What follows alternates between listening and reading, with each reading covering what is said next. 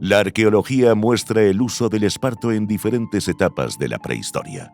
Si bien el esparto ha jugado un papel fundamental en la economía del sureste peninsular desde la antigüedad, nos centramos en la importancia que esta materia prima ha tenido en la sociedad almeriense a lo largo de los últimos 3 siglos.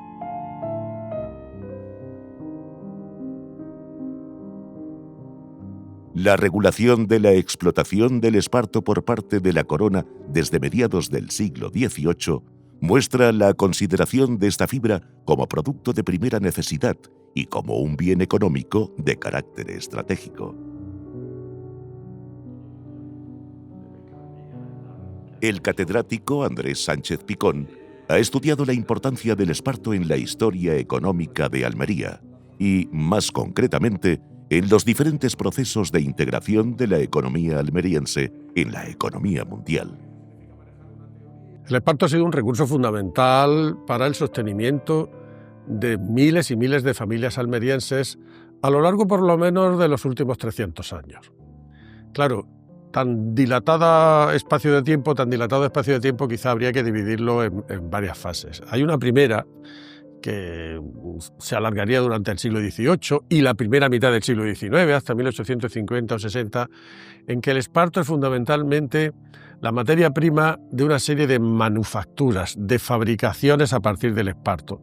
Fabricaciones relacionadas con usos agrícolas, ganaderos, para el acondicionamiento de las bestias de carga, para las esparteñas, para los capachos de esparto, etcétera, etcétera. Y también para el sector pesquero. Muchas de las cuerdas, calamentos, etcétera, redes, se hacían a partir de fibra de esparto. Entonces, la extracción del esparto y la elaboración de estas manufacturas generó empleo permanente para unos pocos miles de personas y estacional para decenas de miles de personas. O sea, fue un elemento fundamental para las familias campesinas de obtener ingresos extras que en una tierra tan sujeta a restricciones como la nuestra, con sequías, con plagas, inundaciones, etcétera, resultaban fundamentales. O sea, el trabajo del esparto estaba unido a estrategias de supervivencia que permitían compensar caídas de ingresos en la actividad agrícola tradicional.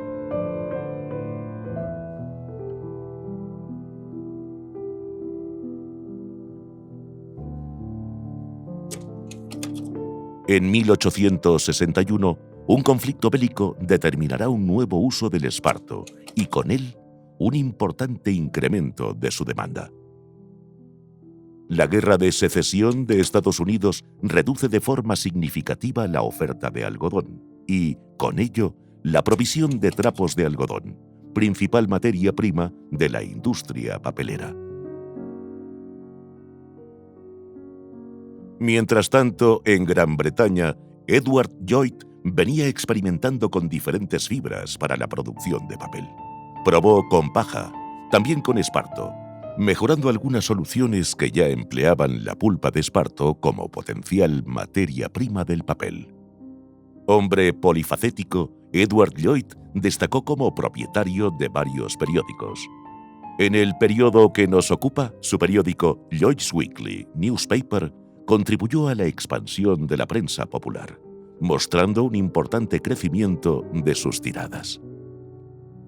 En un claro ejemplo de integración vertical, Edward Lloyd fabricará papel a partir del esparto, primero en Bowbridge, junto al río Lea, en Londres. Años más tarde lo hará en Sittingbourne, en Kent. La vocación de integración vertical llevará a Lloyd a participar en la producción e importación de esparto desde el sudeste español y, principalmente, desde Argelia. Había una verdadera hambre en la industria papelera europea de materias primas ante la escasez de trapos de algodón, que eran la materia prima tradicional para la fabricación de papel. Tenemos que pensar que el papel es un producto que se dispara su consumo durante la industrialización. La aparición de los periódicos, la complejización del funcionamiento de las administraciones, de los estados, de las empresas, todo eso conlleva una enorme demanda de papel. Entonces, la obtención de papel a partir del esparto inaugura una nueva etapa. Y el principal centro productor es el sureste, y lo que ahora mismo es la provincia de Almería. Desde 1860, 61, 62 se disparan las exportaciones no ya de esparto elaborado para la pesca, sino de esparto en rama, esparto en bruto, empacado,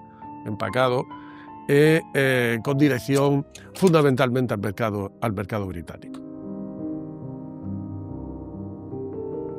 Esta etapa generó también una intensa actividad económica. La labor de recolección del esparto empleó también a miles y miles de trabajadores, de recolectores de esparto, también dentro de esa estrategia de pluriactividad de obtener ingresos por parte de las familias campesinas de la zona. Al otro lado del Mediterráneo, en la orilla que está enfrente de nuestra costa, a 150, 160, 170 kilómetros, allí también había espartizales o atochares.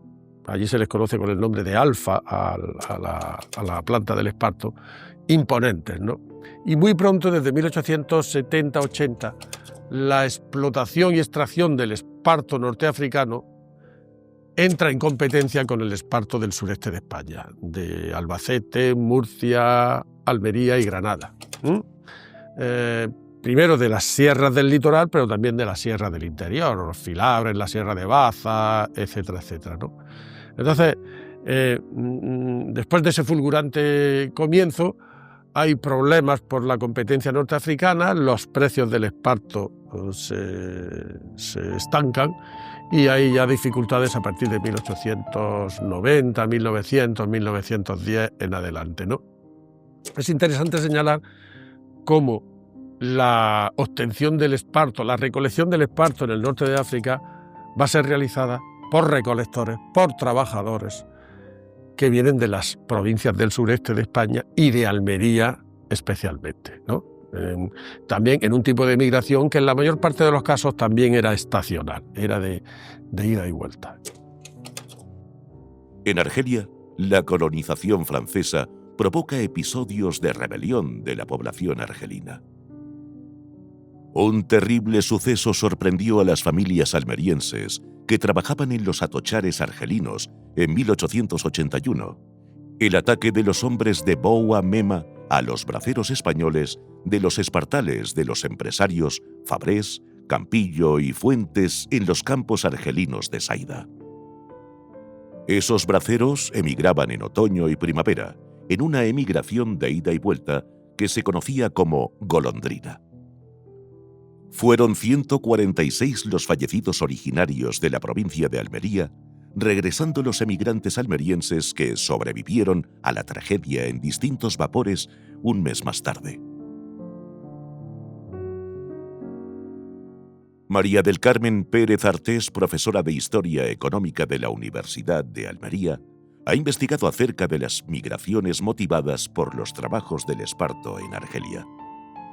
En 1881 se dio la matanza de Saida en Orán y este hito marcó un antes y un después en el estudio de las migraciones, porque lo que se dio cuenta el gobierno español era que estaban perdiendo gente que se estaba yendo a Argelia, que no lo tenían controlado, no tenían controladas estas corrientes migratorias, ¿no? De hecho, la primera encuesta, la primera estadística que estudia las migraciones data de 1882 y pone muchísimo énfasis en los motivos de por qué se está yendo, sobre todo personas del sureste, a trabajar a Argelia, ¿no? A Orán, a los atochares, a la recogida de esparto, ¿no? Se creó una comisión para estudiar qué posibles opciones había de retener a la población en España mediante el trabajo, que era lo que se estaban dando cuenta que estaba faltando. Cuando estudiamos ese documento se hizo en las provincias en las que se sabía que estaba emigrando más personas y una de ellas era Almería. Da información muy jugosa porque te dicen, ¿no? Está habiendo migración sistemática, ¿a dónde? ¿Por qué? Y si hay empresas detrás, ¿no? De reclutamiento. Y en este sentido nos encontramos que tenemos a las compañías francesas que están viniendo a Almería y al sureste, ¿no?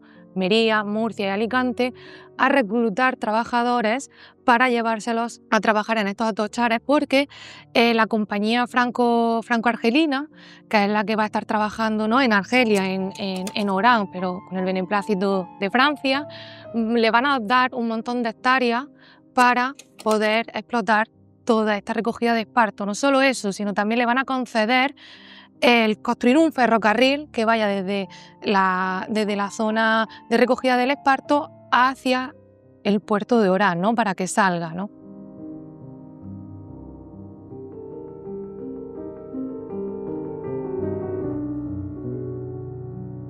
Gracias a una documentación que encontró el profesor Sánchez Picón en el Archivo Histórico Provincial de Almería, en el que vemos los motivos que daban desde Almería los alcaldes, ¿no?, y los diferentes responsables de los municipios para explicar por qué se estaba yendo tanta gente a Argelia, ¿no?, entre otros destinos, pero el internacional, finales del siglo XIX, es Argelia el más importante. Decían que era que en Almería estaba dándose inundaciones de minas, que estaba entrando en decadencia el negocio de la uva, unos años que hubo, que la administración no tenía dinero para poner obras públicas, no tenía dinero para pagar, para dar trabajo, ¿no? Entonces esto hizo que la gente buscara una salida. La salida más cercana era irse al norte de África, ¿no? ¿Por qué? Pues por varios motivos. Uno, porque la cercanía, las conexiones por barco. Y segundo, porque era algo que ya sabían hacer. O sea, eran estos trabajadores, ¿no? Siempre cuando hablamos del capital humano y de la skill, siempre hablamos de alfabetización, ¿no? Es lo primero que se nos viene a la cabeza. Pero la skill también es saber hacer algo. Y recoger el esparto, tú tenías que saber cómo recoger el esparto para no eliminar la cosecha antes de tiempo, ¿no?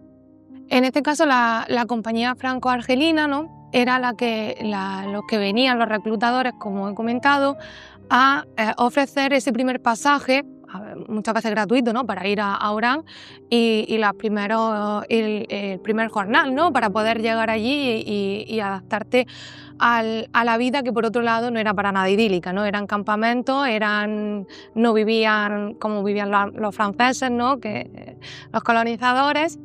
Iban familias enteras, mujeres. Ya también lo dijo Vilar en sus estudios de finales de los 90, ¿no?, en el que decía, es que los españoles juntos con los italianos se están nacionalizando mucho en Argelia, ¿no? Eso ya no está diciendo algo. De hecho, cuando miramos la Edad Media, ¿no?, de los migrantes, nos salía muy bajita, pero nos salía muy bajita por esto, porque tenemos en cuenta también a los niños, ¿no? No salíamos lo que nos esperaba el promedio de hombre en edad de trabajar, ¿no?, en edad activa. La importancia del esparto en la segunda mitad del siglo XIX resulta evidente si nos fijamos en los intereses de la oligarquía decimonónica almeriense.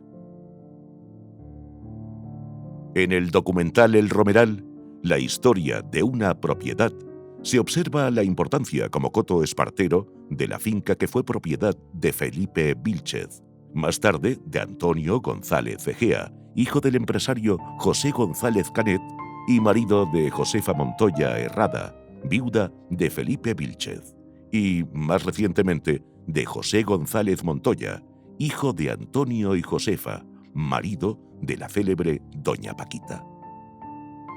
El lote número 100 es uno de los más importantes dentro de lo que es la desamortización de los montes de propios de Níjar.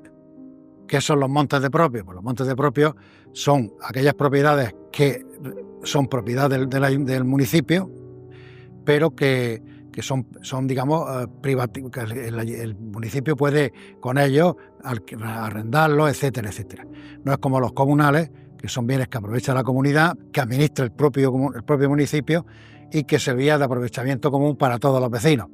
El lote número 100, Romeral, el famoso Romeral de Níjar, es exactamente, porque no quiero equivocarme en ninguna hectárea, son 881, un poquito más de 881 hectáreas. Este lote se remata en el año 1859. Este hombre, Felipe Vílchez, pues se hace con la propiedad de ellos después de el traspaso de la propiedad en el año 1860 de un testaferro, concretamente de Joaquín Sánchez Ureña. La finca viene a costar unos 192.000 reales, habiendo salido a subasta por 13.600 reales. Desde que hay un aumento considerable, yo creo que ahí se nota la importancia económica que tenía concretamente esta finca. El litigio con los montes de propios de Níjar es tremendo. Lo que están plagados los documentos de esta época es de tentaciones arbitrarias, bueno, de tentaciones ilegales, de rotulaciones arbitrarias, cambios de mojones. Eso ha creado una cantidad de literatura administrativa, de enfrentamientos entre el ayuntamiento, la diputación, que estaba dominada por la oligarquía, lógicamente provincial, como es lógico, el gobernador civil, los jueces por otro lado, Hacienda y los ingenieros de montes, y entonces ha dado lugar a una enorme riqueza documental que se puede aprovechar. Aprovecho a los investigadores que ahí tienen un filón para poder investigar qué ha ocurrido con todo esto. El ayuntamiento cede a las presiones provinciales, a las cesiones de la justicia y sobre todo a las cesiones políticas de los mandamases de la provincia, y al final pues, Níjar se ve desposeído de un montón de propios. Pero a partir de 1860-61, con la revalorización del esparto como materia prima para la industria papelera europea, los cotos de esparto de Atocha, los atochales o los espartizales del entorno de San José y Cabo de Gata se revalorizan, y se valorizan no solo por su abundancia, sino por su cercanía a la costa. Es decir, el coste de transporte desde el punto de extracción hasta el punto de embarque era bastante bajo. Había esparto en Sierra de los Filabres, en Sierra de Baza, en el interior del cuadrante sureste de la península, pero los costes de transporte hasta el litoral eran onerosos. Entonces, en ese contexto de cambio de titularidad jurídica y de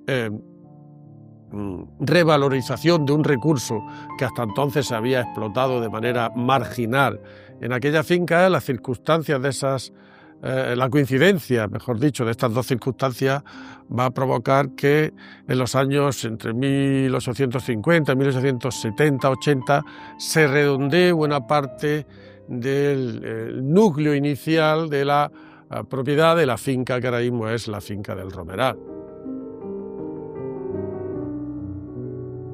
¿En qué medida el esparto supuso una fuente de rentas para la oligarquía decimonónica? En 1863 encontramos una respuesta a la demanda sobre la explotación del esparto por parte de varios interesados, entre ellos Ramón Orozco, uno de los empresarios más importantes del siglo XIX almeriense.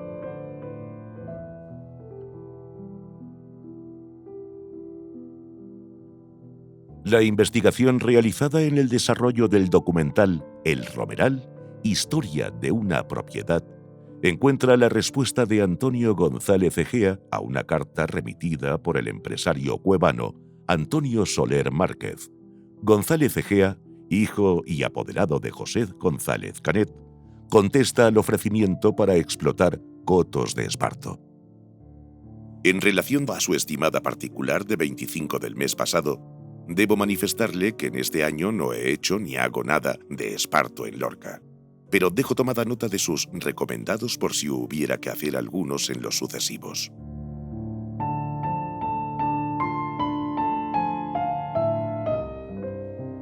Desde principios del siglo XIX conocemos la existencia de puntos de embarque del esparto.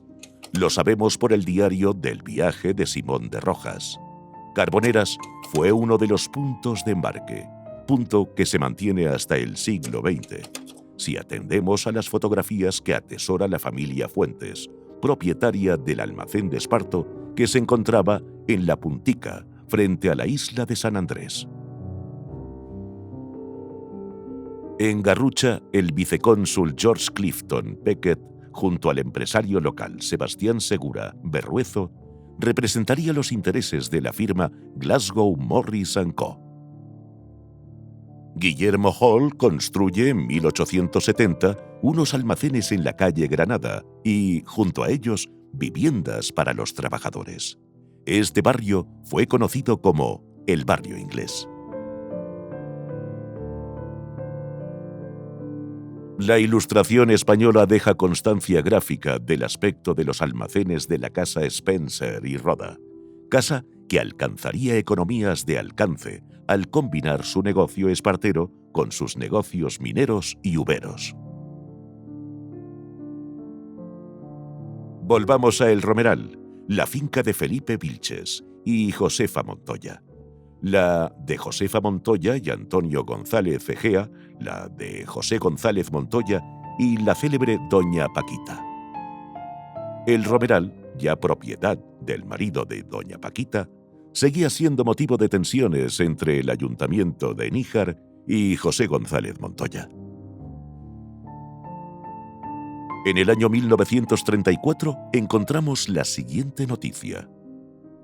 Don José González Montoya denuncia a la Benemérita que en el coto de su propiedad denominado El Romeral, del término municipal de Níjar, 2 individuos recorren varios días la finca, tomándoles los nombres a los trabajadores e intentan prohibirles que cojan esparto. De las gestiones practicadas por la Benemérita, dichos individuos han resultado ser guardas jurados nombrados por el Ayuntamiento de Níjar para vigilar los cotos comunales, los que, conforme a las órdenes recibidas, hacían dichas observaciones a cuantos trabajaban en los cotos. El denunciante reconoce dicho coto como de su propiedad y por lo tanto no quiere que nadie entre en su propiedad y menos que le prohíban a sus trabajadores hacer las faenas de la recogida de esparto.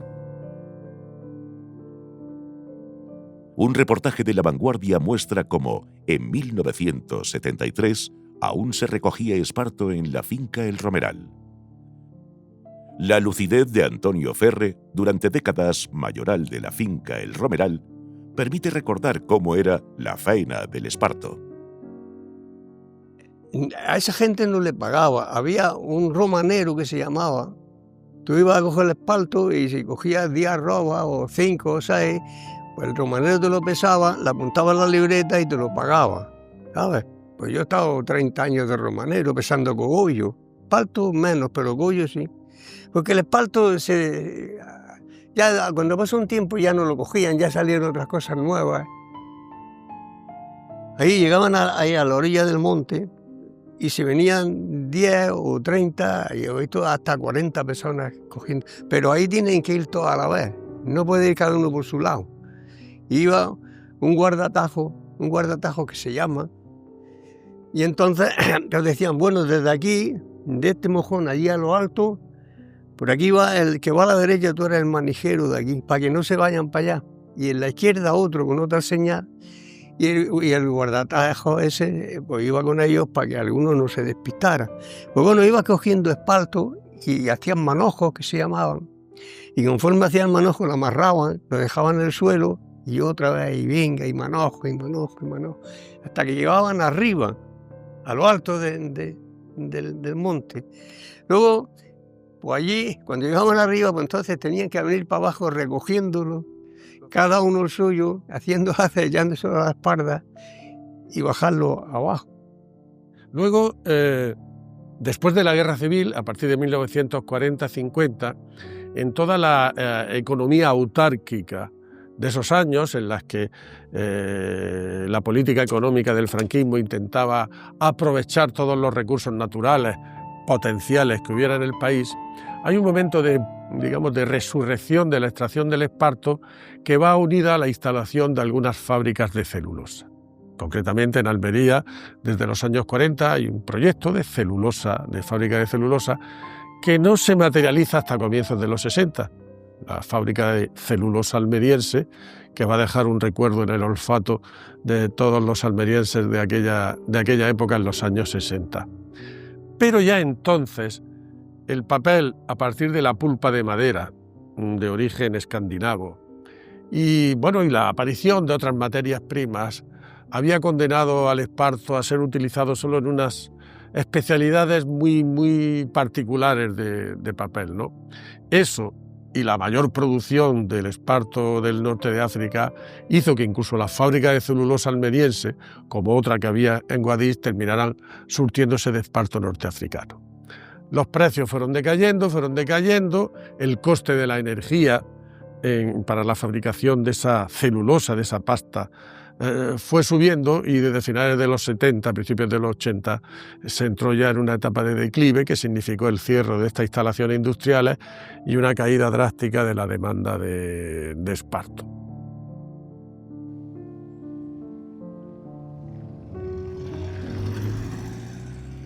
En Jergal, pueblo almeriense ubicado en la solana de la Sierra de los Filabres, nos encontramos con Carmelo García Sola, octogenario que ha sido testigo y partícipe de la historia del esparto desde mediados del siglo XX.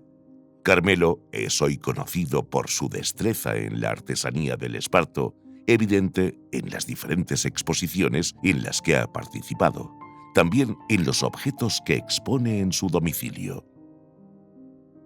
Sorprende la clarividencia de este jergaleño al preguntarle por la importancia del esparto en la historia económica de la Almería del tercer cuarto del siglo XX. El movimiento aquí en el esparto era nada más que ir al campo, cogerlo cada uno, las bestias que decía que estaba parado, hacer un trabajo. Estoy parado para coger esparto y un trabajo que se hacía y tantos kilos cogías, tantos kilos te pagaban. Se hablaba de arrobas y ya aquí se iban haciendo ahí un montón, allí otro montón, se acercaban a donde luego venían ya los carros, ya empezaban a llevárselo con los camioncillos.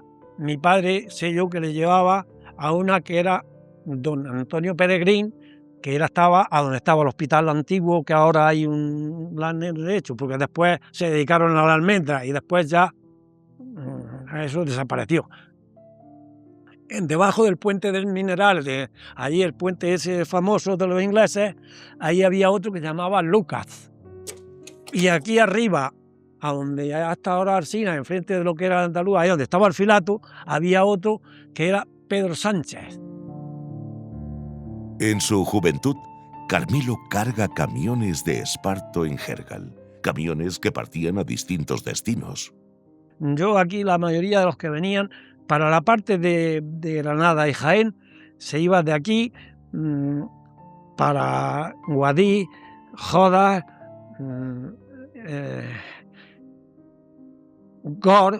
Gorafe, y a todos esos pueblos, y para la parte esta de Sevilla, pues ahí, para la parte de por Río Frío, cerca ahí del Río Frío, pero en muchos sitios había y se lo llevaban para allá. Y para la parte de Murcia es para donde más se iba. Paciencia allí, Calasparra, La Paca, Lorca, Águilas, todos esos pueblos. Almendricos era de aquí de Almería, pero en Almendricos ya estaba muy pegado allí los empresarios que había allí en Almendricos, que le llamaban los peregrines, que don Antonio Peregrín era el que tenía ahí en Almería, y de todo eso, para todos esos pueblos. Preguntamos a Carmelo por los usos del esparto antes de la irrupción de las nuevas fibras y materiales. Los sacos, la mayoría de los sacos eran de esparto. Sacos para la pulpa, sacos para eso, para la agricultura. Venían ya, luego empezaron a venir, por el año 50, empezaron a venir los sacos de rafia. En el ganado se utilizaban los ataderos para encerrarlas, donde se tenían amarradas porque había que tenerlas amarradas. Se hacían bozos para cuando las llevaba sueltas que no comieran ir camino adelante, pero eso algunas bestias. Para los mulos y para las bestias, pues se hacían los aparejos, se hacían unas cosas que se llamaban mosqueros, que se le ponía aquí así para que los tábanos no se le metieran en la nariz, y aparte de esto. Para la agricultura, los arreos para los aparejos, luego los serones para cuando íbamos a recoger las patatas, las panochas, el estiércol para llevarlo. En la minería, el esparto se empleaba en unas espuerticas pequeñicas que se llamaban espuertas terreras, porque una espuerta para estiércol era grande, pero para llenarla de mineral de hierro tenían que ser pequeñicas. La carretera, había peones camineros para mantenimiento, conservación. Cuando llovía había que limpiar las cunetas, había que y tal, y además en la tierra se echaba tierra para que la piedra no se levantara, y arena, según eran tierras greosas, que se echaba arena o gravilla para que los coches no patinaran cuando llovía, que llovía más que ahora. Y luego entonces esas espuertas venían todas de Almería. Venían porque aquí vivía el peón caminero que era de toda esta zona, vivía aquí el jefe. En las prensas, primero, la aceituna se molía con las bestias, con unas piedras, que ahí tengo yo una almazara hecha de esparto también, cómo se molía. Pero entonces esa pasta se metía en unos capachos que eran redondos como esto, y se le echaba un dedico a cada uno, se ponía uno y otro en paquete, y luego después la prensa lo prensaba todo, igual que el vino, igual que se hacía el vino también. Eran las mismas sistemas para una cosa que para otra. El prensado para sacarle el zumo. El esparto sirvió para dar forma a esparteñas y otros productos de uso doméstico. Hacíamos un tabaque para la costura, hacíamos las cestas, hacíamos las plaitas para el queso. Ya adulto, Carmelo fue transportista, siguiendo los pasos de su padre carretero, tarea que alterna con la venta de materiales de construcción. Carmelo transportó esparto de Jergal a la fábrica de la celulosa, siendo Miguel uno de sus hermanos, el encargado de las compras de esparto en Jergal para la fábrica de celulosa almeriense.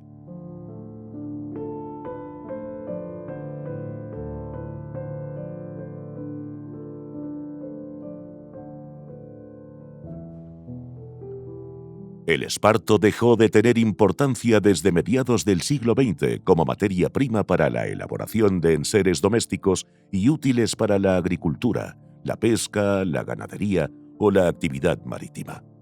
La llegada de otras fibras y la irrupción del plástico llevan a la pérdida de importancia de la recogida de esparto, a la pérdida de valor de los cotos y a la pérdida de mano de obra en las industrias dedicadas a la elaboración de cordelería, menos importantes en Almería que en la vecina provincia de Murcia.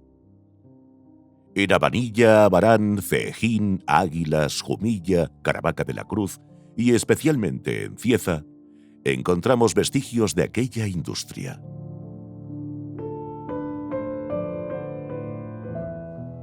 El relato de trabajadores de esta industria nos permite conocer el papel que tuvieron los arrancaores, las picaoras, los rastrillaores, los menaores y los hilaores. En Almería, las imágenes tomadas por los fotógrafos que visitaban la provincia por cuenta del Ministerio de Información y Turismo mostraban las tendías de esparto en los campos de tabernas, una rueda de hilar que empleara menaores e hilaores en la chanca o el patio de una espartería en tabernas.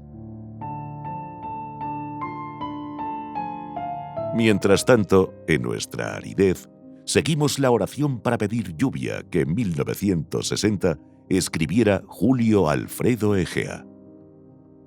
Monte rebelde, rambla suplicante, viento sur en los rizos del esparto.